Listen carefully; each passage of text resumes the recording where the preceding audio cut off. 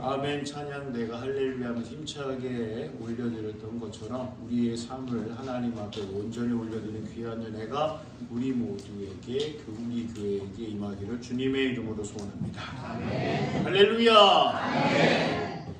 막내가 초등학교 시절에 지금은 중학교 2학년 올라가니까 거기서 거긴데 굉장히 아이들은 크게 느낍니다.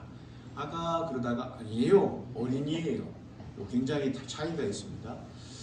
집에 와서 흥얼흥얼거리는데 사람 낚는 어부가 되게 하리라 보이스 피싱. 그래서 제가 듣고 막 웃었어요. 이게 또 재밌었나 봐요. 사람 낚는 어부가 되게 하리라 보이스 피싱. 이게 이제 범죄, 경찰청 관련된 건데 애들끼리 주고받는 걸로 이제 듣고 와가지고 집에서 많이 합니다. 다른 세상 사람들은 사람을 낚아서 자기의 유익을 구하려고 합니다. 근데 우리 주님께서는 사람, 제자 삼으시사 많은 사람들을 이롭게 하십니다. 근데 오늘 성경 말씀을 통해서 자세히 들여다 봐야 될 것은 세례 요한이 회개하라 천국은 가까웠느니라 전하는 게 마침을 찍었어요. 세례 요한의 죽음을 다 아시죠? 그러자 예수님께서 동일한 메시지를 전하십니다. 세례 요한이 예수님 전에 그 말씀을 전해서 미리 준비한 거예요. 길을 닦아놓은 겁니다. 그리고 주님께서 오셔서 다른 메시지를 전하신 것이 아니라 회개하라 천국이 가까웠느니라. 아멘. 이 말씀을 동일하게 전하셨습니다. 그리고 나서 혼자 사역을 하신 데는 버거우시죠. 그래서 제자를 삼으십니다. 오늘 말씀을 보면 4명이 등장을 합니다. 그리고 한 분이신 주님을 섬기게 하고 약간 다르게 또 되어지는 부분의 말씀을 좀 보고자 합니다. 오늘 마태복음을 성경 본문 말씀으로 중심을 잡았습니다. 그러면 17절에는 제가 방금 전에 말씀을 드렸고요. 자, 그러면 이제 제자를 삼으시는데 제자에게 가서 회개하라 천국이 가까우니라 이렇게 말씀하지 않으십니다. 제자들이 하고 있는 것을 먼저 보십니다. 말씀을 한번 보셔야 돼요. 그냥 예수님께서 찾아가서 제자 삼은 나도 제자 삼 가서 제자 삼은 이게 아니에요. 분명히 보셔야 돼요. 18절 말씀 한번 봅니다. 갈릴리 해변에 다니시다가 갈릴리 해변이라고 그러면 호수라고 얘기하는데 가서 보면 호수의 범위를 넘어섭니다. 제가 가서 그 땅을 디뎠을 때 갈릴리 바다 아니야? 끝이 안 보이는데 우리는 호수라고 보면 끝이 보입니다. 그리고 그 너머에 있는 땅이 보여요. 근데 거기는 너무너무 광활하기 때문에 광대하기 때문에 끝이 안 보여요. 그리고 거기서 성지 다니시는 순례의 길 가운데 베드로 물고기를 맛보는 식사 시간이 있어요. 그러면 야 갈릴리 바다가 맞다. 베드로 물고기라고 여기서부터 이만한 고기를 사람 한 명당 접시 하나씩 다 줍니다. 그리고 우리나라 조리법하고는 달라요. 우리나라는 이 반으로 짜게 해가지고 잘 정리하셔가지고 그 다음에 조리던지 튀기던지 굽던지 마음대로 하는데 통째로 줘요. 그리고 특별히 아가미를 넓게 벌려놔가지고 이 한 마리가 굉장히 길기도 하지만 뭔가 좀 있어 보이게끔 여기로 확대시켜 놨어요. 그리고 베드로 물고기가 이렇게 응시하고 있어요. 젓가락을 갈 수가 없어요. 딱 밀가루로도 이렇게 약간 이렇게 해주면 좋은데 완벽하게 생생하게 그 자태를 보여줍니다. 그리고 주는 건 뭐예요? 우리는 간장 소스라도 좀 있잖아요. 고춧가루라도 좀 뿌리는 라임이라고 초록색 요거 하나 줘요. 그러면 요걸 가지고 귤 짜듯이 이렇게 쫙 오렌지 짜듯이 짜가지고 거기다 해가지고 시큼한 맛으로 먹습니다. 맛있을까요? 맛없을까요? 그냥 그래요. 생선 맛이에요. 우리는 양념 맛이라도 있지 얘는 거의 웰빙 원초적으로 즐기게끔 줍니다.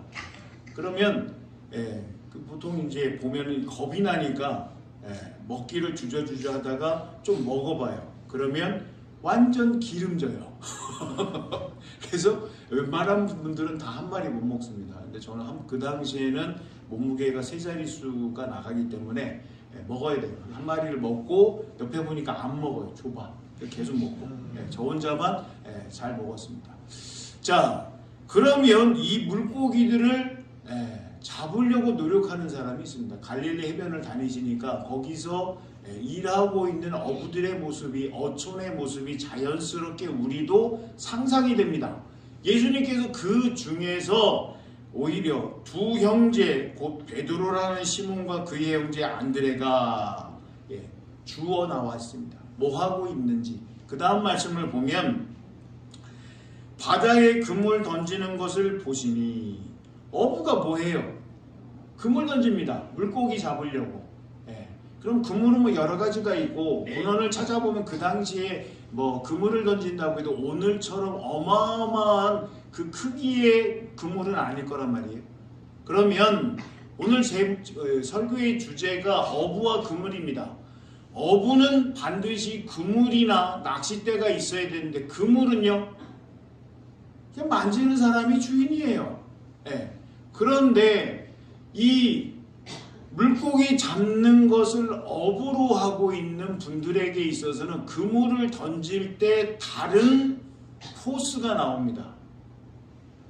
그냥 일반 사람이 그물 던질 때의 느낌과 어부가 그물을 낚아챌 때의 느낌은 다릅니다. 그거는 어부가 당연히 나타내는 고유의 능력과 힘이고 달란트고 재능이고 먼저 가진 재능일 수도 있지만, 자기가 열심히 일하다 보면 그게 튀어나옵니다. 한 번은 택시를 탔습니다. 택시기사가 저를 훌쩍 보더니, 손님은 막걸리 좋아하실 것 같아요. 아, 그렇게 보이세요? 다른 건 안 좋아하시는 것, 다른 건 안 좋아 보이게 보이나 봐요. 걸걸하게 막걸리 잘 드실 것 같습니다. 그래서 제가 아직 멀었다. 가야 될 길이 멀었다. 신학에 몸담고 있는데 전도사인데 보면은 야, 뭐 구수하게 생겼나 보다. 이 옆집 아저씨로 생기나 보다. 어디나 들어가면은 그냥 맨날 본 쌀집 아저씨처럼 푸근해서 그렇게 얘기하시는가 보다라는 생각을 했습니다. 신학을 하면 이제 목회의 길을 가면 뒤로 가면 갈수록 목사님 아니세요? 그냥 느껴지는 게 그런 영적인 부분을 사람들이 다 아시기 때문에 목사님 아니신가요? 말하는 것도 그렇고 들어보니까는 그렇게 느껴지게끔 되어지는 게 저의 갈 길이라고 생각이 됩니다. 자, 그러면 여기서 어부이기 때문에 당연히 하는 일을 보고 그들은 어부라 나옵니다. 어부기 때문에 그 일을 하고 있는 게 아니라 그들이 삶의 현장에서 하고 있는 일을 보고 성경에서 오늘은 그들은 어부라라고 이야기를 합니다. 우리 장항의 교우들이 세상 속에 나가서 열심히 일하고 계신다는 것은 제가 듣고 있습니다. 그럼 그 현장에 가서 하시는 모습을 보고 세상 사람도 무슨 일을 하시는지 단박에 알아내시는 귀한 은혜가 있으면 좋겠습니다. 내가 하는 일을 다른 사람이 모른다. 아무리 노력해도 그것이 풍겨나지를 않는다. 그럼 좀 한번 생각해 볼 필요가 있습니다. 그런데 예수님께서는 그들은 어부라 하는 것을 통해서 그들은 어부라 했는데 말씀하시되, 그리고 나서 얘기합니다. 나를 따라오너라. 오라. 그리고 내가 너희를 뭐를 할까요? 물고기가 아니라 사람을 낚는 어부가 되게 하리라 라고 말씀하십니다. 이건 우리는 믿음 생활을 하고 있기 때문에 단박에 압니다. 아, 예수님께서 제자 삼으려고 하시는구나. 어부에게 어부가 알아들을 수 있는 말로 예수님께서 이야기하시는 거예요. 예수님께서는 먼 외계에 있는 이야기를 하셔가지고 알아듣게끔 하시는 것이 아니라 그들의 삶의 현장에서 겪고 있는 일을 가지고 와서 예수님의 복음 사역에 동참하게끔 하시는 겁니다. 어부면 물고기 낚는 게 어불까요? 물고기 잘 못 낚는 게 어불까요? 한번 생각해 보세요. 이쪽 줄만 이렇게 얘기를 하세요. 기본 상식. 어부는 물고기를 잘 잡을 수 있고 못 잡을 수가 있습니다. EBS 극한 직업을 보면요, 선장님이 나옵니다.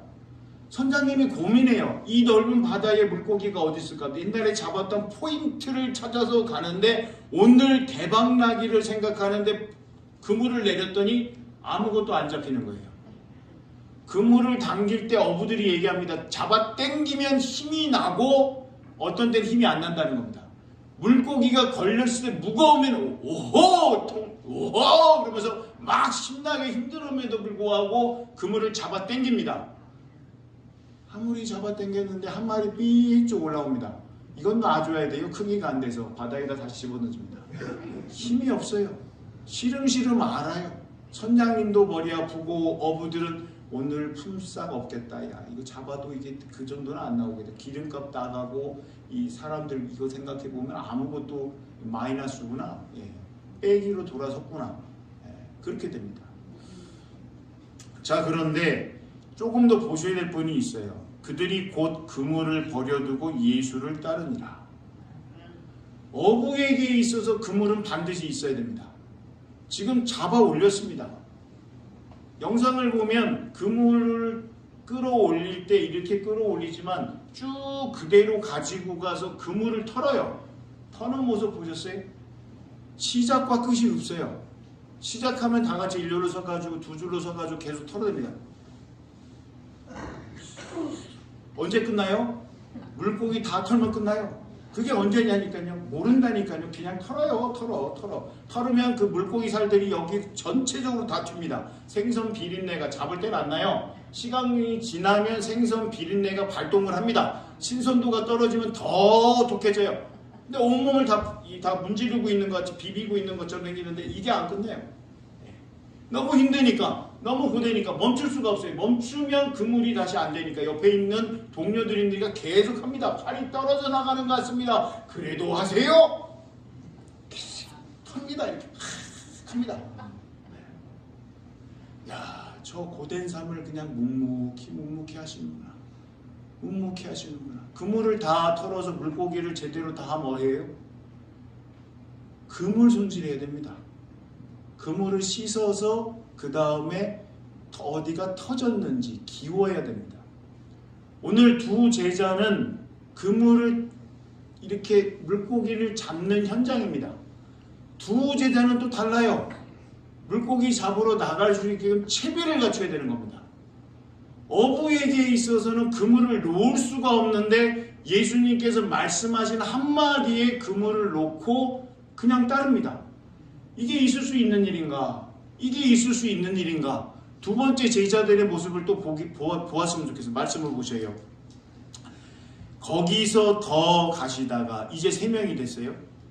다른 두 형제 곧 세베대의 아들 야고보와 그의 형제 요한이 그의 아버지 세베대와 함께 배에서 그물 깁는 것을 보시고 부르시니. 물고기 낚고 있지 않습니다. 다음에 물고기 낚으려고 대비하고 있어요. 근데 아버지가 계세요. 그러면 유대인의 삶에 보면 크게 다르지 않습니다. 아버지가 하던 일 이어받아야 되는데 그러면 아버지의 하던 일을 이어받으려고 하면 그 현장에 계속 있어야 되는 거예요. 아버지 옆에 붙어 있어야 돼요. 앞에서 두 제자는 그물을 놨지만 지금 두 아들들은 아버지 것을 물려받기 위해서는 그물이 아니라 아버지와 배회 존재를 같이 더불어 있어요. 함께 있어야 된다는 거예요. 그럼에도 불구하고 예수님께서 말씀하실 때 어떻게 되느냐? 그물 깁는 것을 보시고 부르시니. 그 다음에 22절에 그들이 곧 배와 아버지를 버려두고 예수를 따르니라. 도대체 이 말씀 가지고는 왜 제자들의 주님의 말씀에 이렇게 단호하게 결정을 하고 곧 따라갔을까? 왜 그랬을까? 그러면 복음서는 몇 개가 있어요? 마태, 마가, 누가, 요한 4개가 있습니다.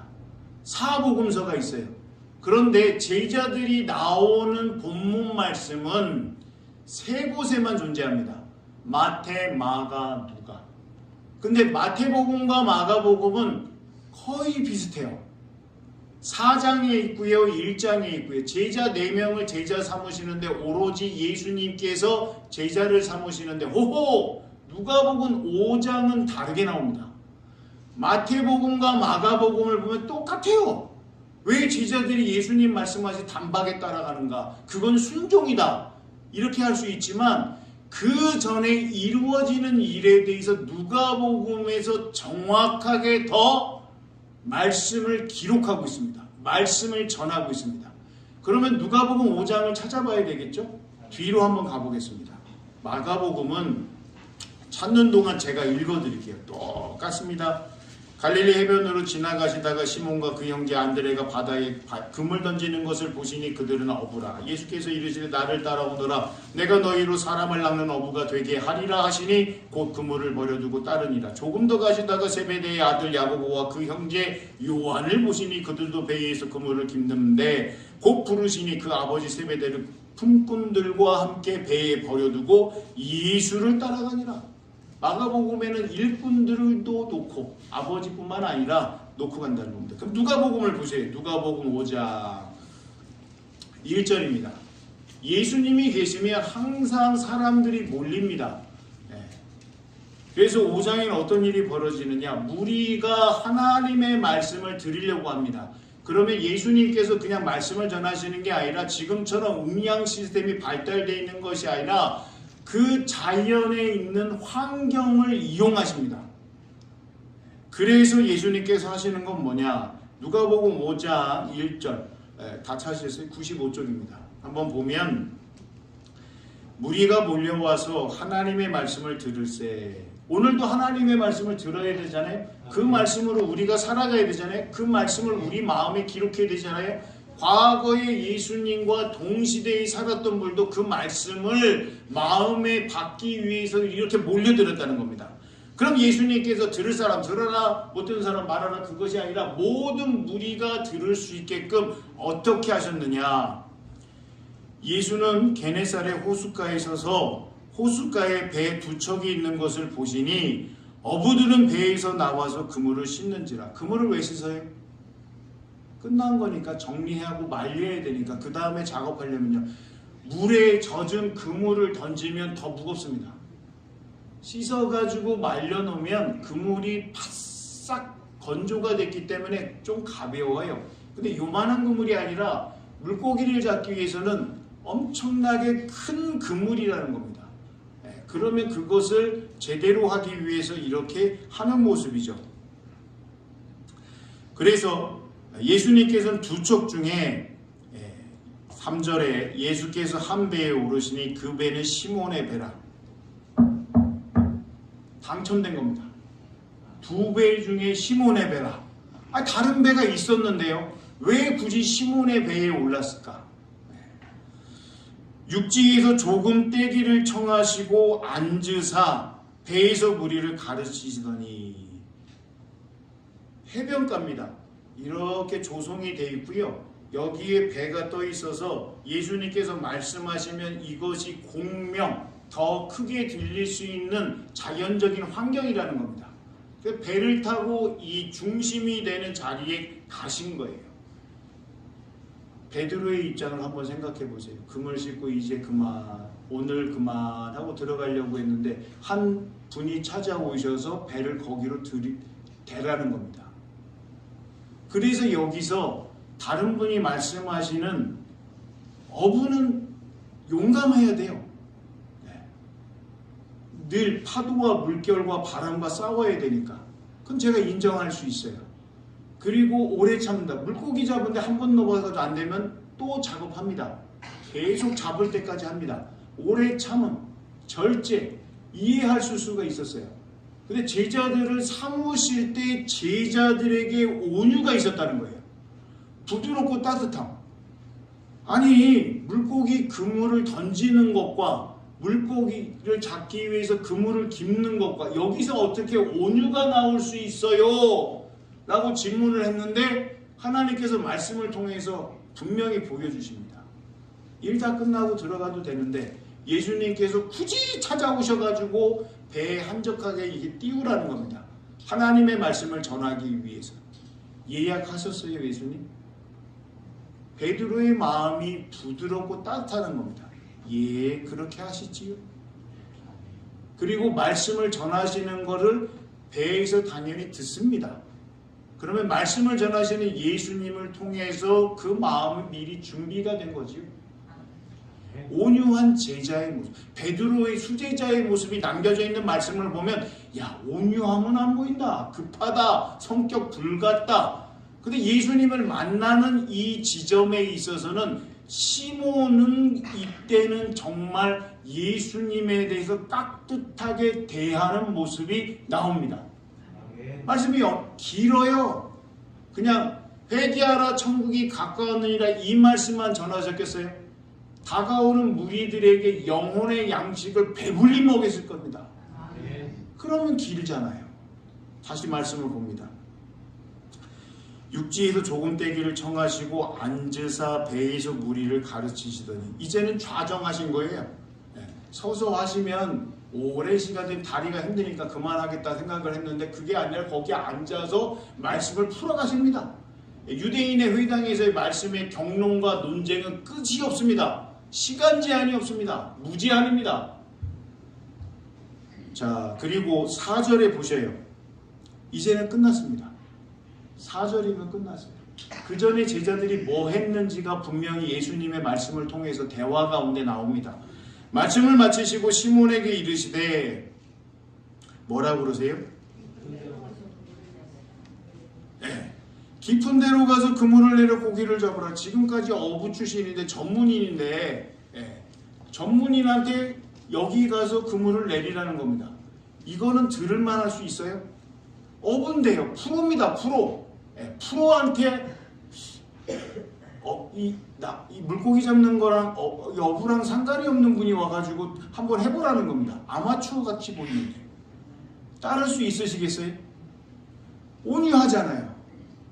시몬이 지금은 온유합니다. 아주 말랑말랑한 사람입니다. 근데 이야기를 합니다. 아이고 말도 안 되는 소리 하지 마세요. 제 배에 타시더니 말씀 실컷 가르치시더니 고맙다라고 좀 표시를 하시지 어찌 지금 또 그물을 던지라 이런 얘기를 하십니까? 얄궂습니다. 그렇게 하고도 남을 텐데 베드로의 대답은 전혀 다릅니다. 한번 읽어보시겠어요? 5절입니다. 한번 같이 읽습니다. 시작.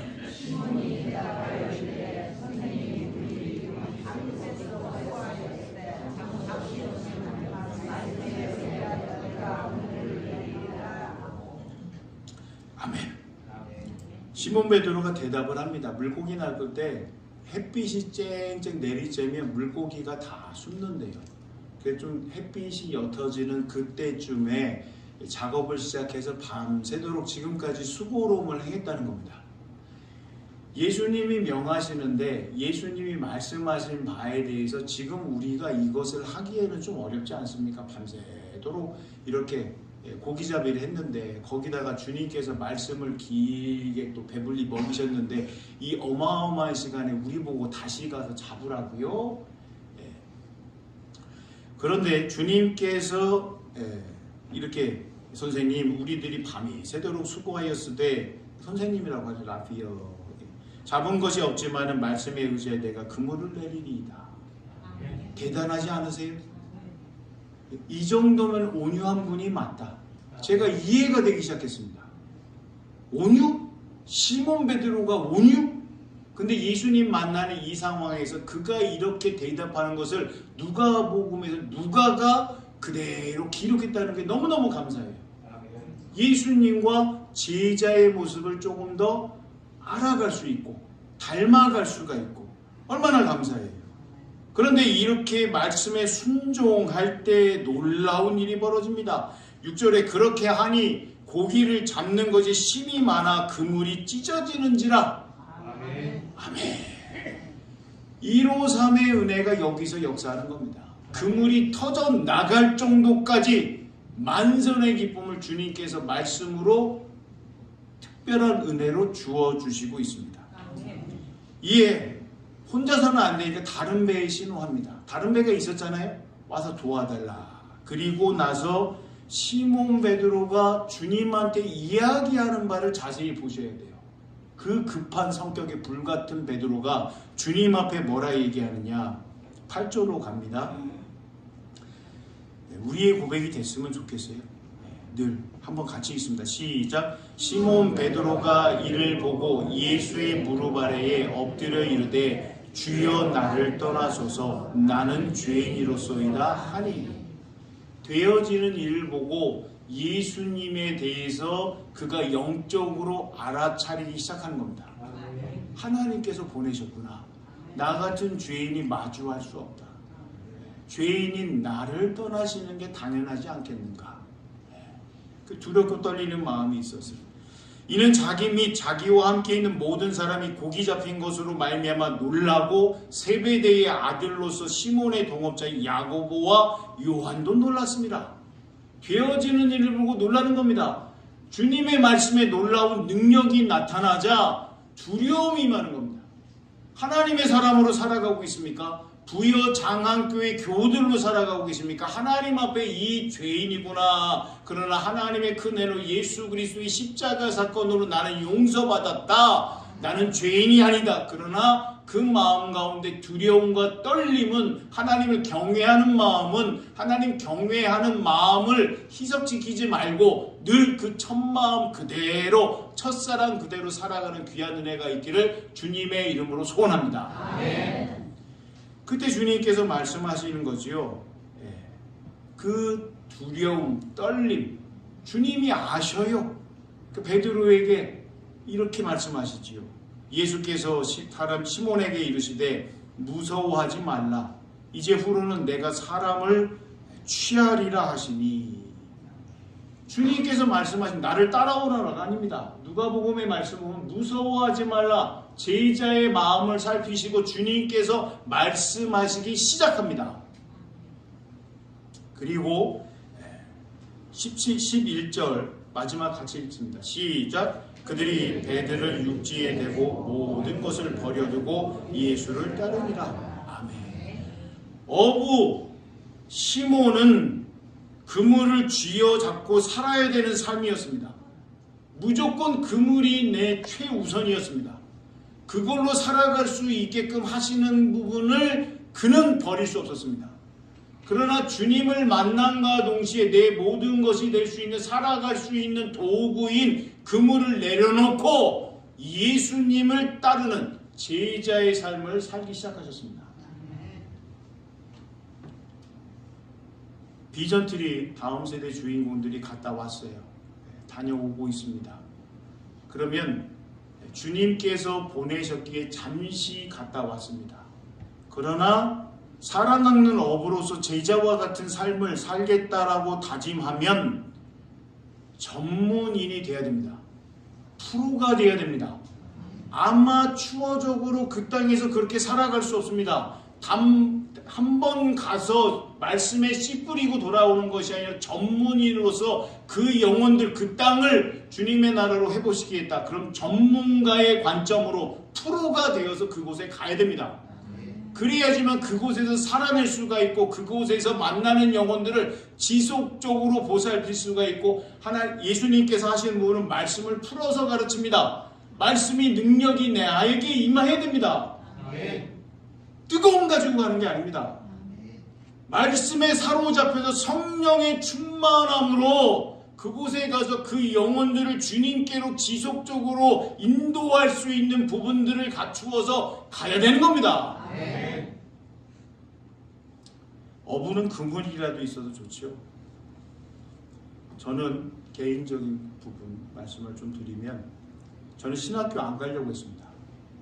초등학교 때부터 저는 신학교 안 갑니다. 뭔가 느꼈다는 거예요. 신학교가 뭐 하는지를 몰라요. 그런데 우리 어머니가 이렇게 보셨습니다. 신학교를 안 간다고 하네. 가기가 싫었어요. 그리고 커가면서 정말 더 절절하게 가기 싫었습니다. 왜냐?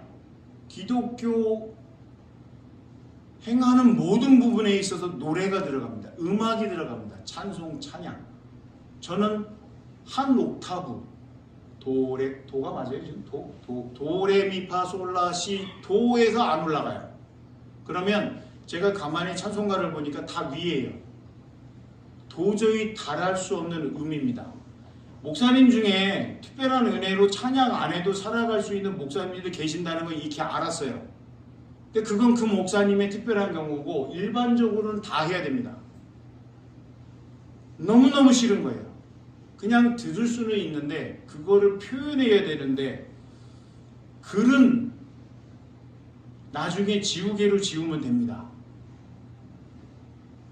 미술 쪽은 다시 시작하면 됩니다. 근데 음악은 실시간입니다. 음악은 실시간이 돌이킬 수가 없습니다. 나의 힘이 되신 여호와여 내가 주님을 사랑합니다.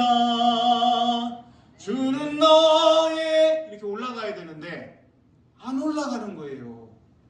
그리고 너무너무 싫었어요. 그러다 하나님한테 맞아가지고 약 먹기 시작하고 치료받기 시작하고 고등학교 휴학하고 사람이 덜 돼서 고등학교 4년 만에 졸업했습니다.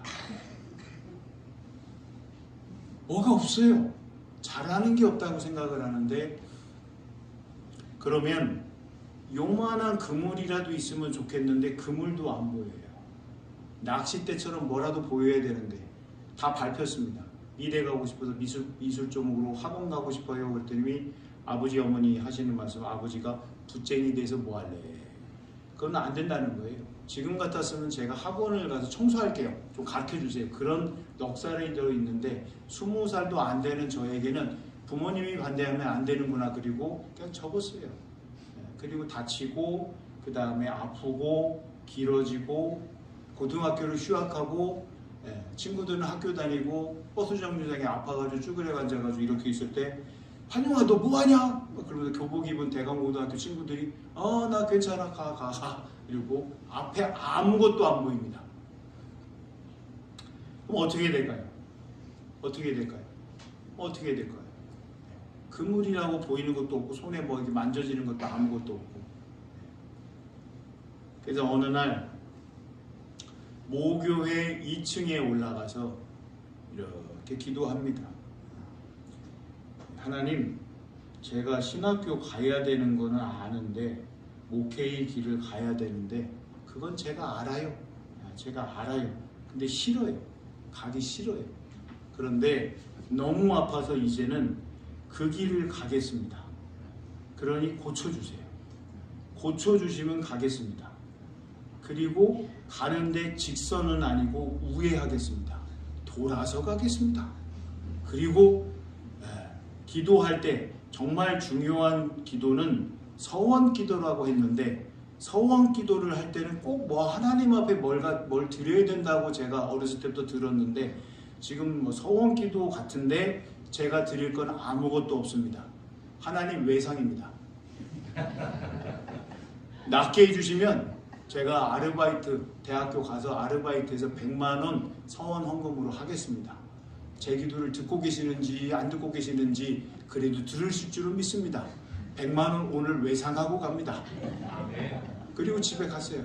그리고 다음날 병원에 더 상태가 심해져가지고 실려가가지고 그대로 들어가서 넌스톱으로 해가지고 수술을 받고 회복을 했습니다. 그리고 회복을 하고 진학을 하니까 희한하게도 아르바이트 할 곳이 많이 생겼어요. 다른 친구들 못 구하는데 저는 계속 생겨요. 야 이거 갚으시라고 하는구나. 바로 결제하라고. 그래서 100만 원 바로 헌금하고 서원기도 이렇게 했습니다. 참 어렵습니다. 전문으로 세상에 나아가서 할 일을 많이 준비합니다. 그리고 우리 다음 세대들 가운데서도 목회는 아니지만 하나님 말씀 전하겠다고 뜨거움 있는 친구들이 있습니다. 그런데 준비해야 됩니다. 그냥 가는 거 아닙니다. 열정 가지고 가는 거 아닙니다. 통합측 교단에서 선교 정책으로 모든 걸 만들어 놨습니다. 그러면 한 번이라도 들여다보고 이야기하고 알아보고 거기만이 옳지 않습니다. 시야를 넓게 가져서 주님께서 나를 부르고 계시는가? 나에게 말씀하고 계시는가? 내 개인적인 생각은 아닌가? 모두가 정말 하나님께서 보내시는구나 축복하며 격려하며 그렇게 되어지는 일을 위해서 준비했으면 좋겠습니다. 아멘. 그리고 나서 서원 기도하고 이 길 가는데 그냥 끝났으면 얼마나 좋겠어요. 목사 안수 받기 전에 한 목사님이 질문합니다. 그때는 택배 그런 거 활성화가 되지 않았어요. 그때는 뭐 하는 줄 아세요? 목회자들이 택시기사 하고 있었어요. 택시기사. 지금은 택배기사. 그때는 목사 안수할 때는 10년도니까 택시기사, 목사님들이 목회 포기하고 택시기사 많이 한다는 겁니다. 아니면 겸직을 한다든지.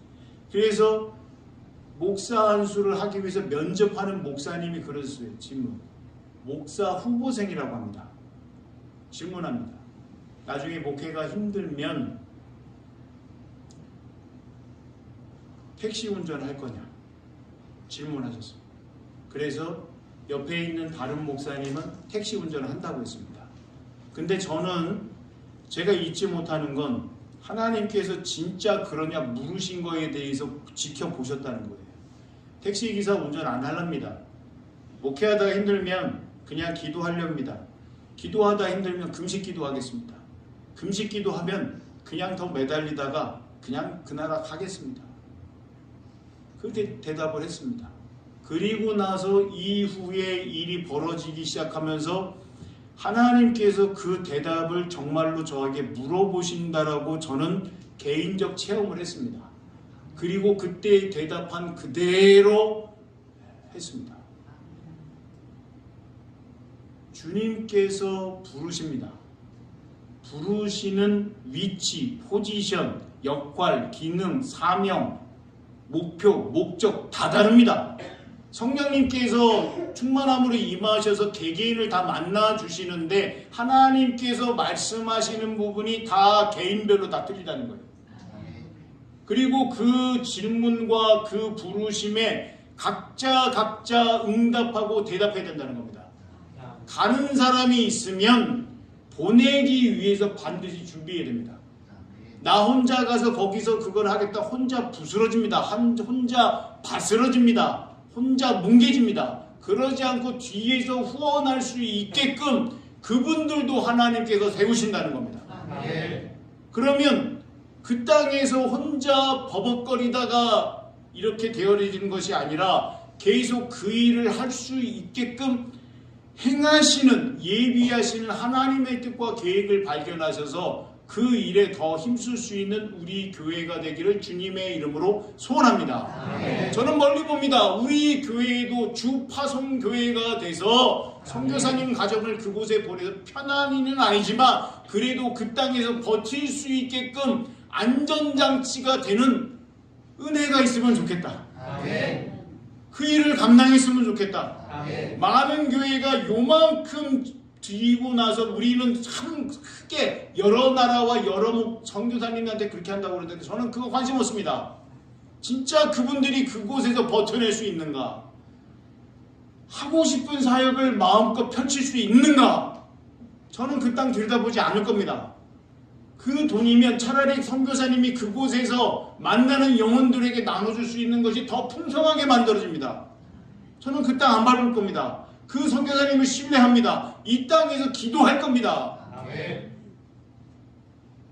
오늘 예수님께서 제자를 부르십니다. 우리 모두를 다 불러주셔서 장안교회에서 아름다운 믿음과 신앙의 경주를 달려가고 있습니다. 오늘은 예배 이후에 더 기도해 주셔야 됩니다. 정기당회에 우리 교회의 100주년이 빨리 오는 일이 벌어졌습니다. 논의할 겁니다. 그러면 준비해야 됩니다. 그냥 그때가 돼서 준비하는 것이 아니라 정기당회를 통해서 이번 주간에 일어나는 일에 대해서 논의하고 결정이 되면 준비할 겁니다. 그러면 다음 주에 우리 교우들과 나눌 겁니다. 하나님께서 이렇게 하시는 일, 저는 100주년이라 저 다음이라고 생각했습니다. 직면하게 하시기는 하나님의 이유가 있지 않나. 오늘도 주님께서 말씀하시는데 제대로 알아듣고 있는 건가? 제자를 부르시는 그 주님의 음성에 답한 제자의 모습이 나와 우리 교회의 모습인가?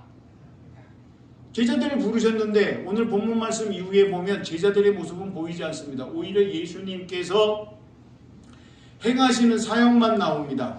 뭐라 말씀하시느냐? 예수님께서는 두루 다니시면서 말씀을 가르치십니다. 전파하십니다. 고치십니다. 많은 병자가 옵니다. 그러나 물리치지 아니하시고 그 한우들을 한 분 한 분 만나십니다. 그리고 그들을 다 고치셨다라고 되어 있고 또 수많은 무리가 예수님을 따르기 시작했다는 겁니다. 장안교회를 통하여서 오늘 하나님의 말씀이 예수 그리스도의 가르침이 성령께서 주장하시는 바가 분명히 드러나는 귀한 은혜가 있기를 원합니다. 그 가르침을 감당할 수 있는 우리 교회 어르신들이 리더가 직분자가 사명자가 예배자가 더욱더 세워지기를 주님의 이름으로 소원합니다. 가르치면 배우고 배우침을 통해서 가르칠 수 있는 사람으로 더욱더 발돋움하는 귀한 은혜가 있기를 원합니다.